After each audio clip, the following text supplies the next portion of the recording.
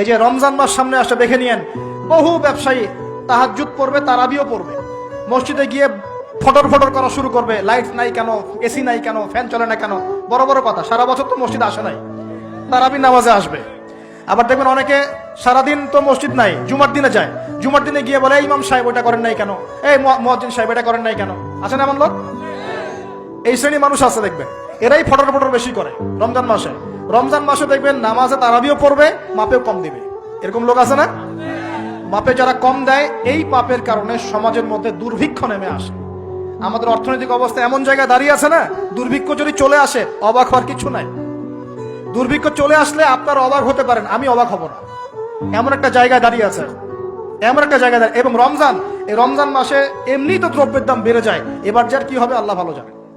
আমার মনে হয়, আমার ভয় হয়, একদম নিম্নবিত্ত মানুষ যারা এবার রোজা রেখে ইফতার যখন করবে, তখন হাত তুলে আল্লাহর কাছে বদদোয়া করা শুরু করবে।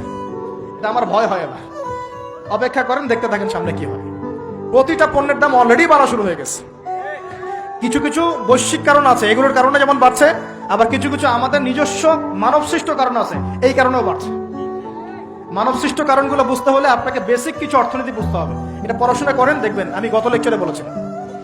আল্লাহ রাব্বুল আলামিন আমাদের সবাইকে হালাল খাওয়ার তৌফিক দান করুন। সমাধান কি তাহলে? সমাধান হচ্ছে অপচয় কমাতে হবে। 5টা খেজুরে ইফতার হয়ে গেলে 6 নম্বর খেজুর দান করে দেন, 6 নম্বর খেজুর দান করে দেন। সদকাগুলো বেশি বেশি বাড়িয়ে দেন। এই যে মানুষগুলো খেতে পারবে না, ওদের ঘরে ঘরে গিয়ে ইফতারগুলো পৌঁছে দেন, মাসের বাজার করে দেন। যাদের সামর্থ্য আছে, জাকাত ফরজ হয়েছে, জাকাতগুলো দিয়ে দেন। আল্লাহ পাক তৌফিক দান করুন।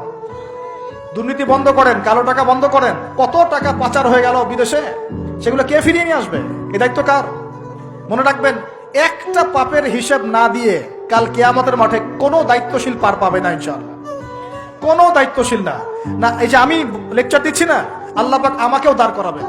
দাঁড় করায় বলবেন, তোমাকে আমি দিনের যে জ্ঞান দিয়েছিলাম, সেই জ্ঞানের হক তুমি আদায় করেছো কিনা হিসাব দেওয়া।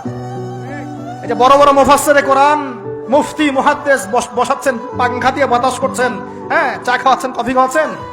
এক একজনকে আল্লাহ পাক দাঁড় করাবেন, বলবেন, কোরআন সুন্নাহর যে আমানত দিয়েছিলাম, সে আমানতের সাথে কতটুকু তুমি হক আদায় করেছো, হিসাব না দিয়ে পার পাবে না তুমি।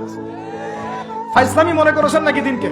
ঠিক একই ভাবে সমাজের, রাষ্ট্রের দায়িত্ব আল্লাহ পাক যাদেরকে দিয়েছেন, এক একজন ব্যক্তিকে আল্লাহ পাক দাঁড় করাবেন। দাঁড় করে জিজ্ঞাসা করবেন, কোন কোন জনগণের কোন কোন হক তুমি নষ্ট করেছো, কার কার হক দিয়েছো, কার কার দাও নাই, সবার সামনে হিসাব দাও, তারপর জান্নাতে যেতে পারবে। এত সহজ না।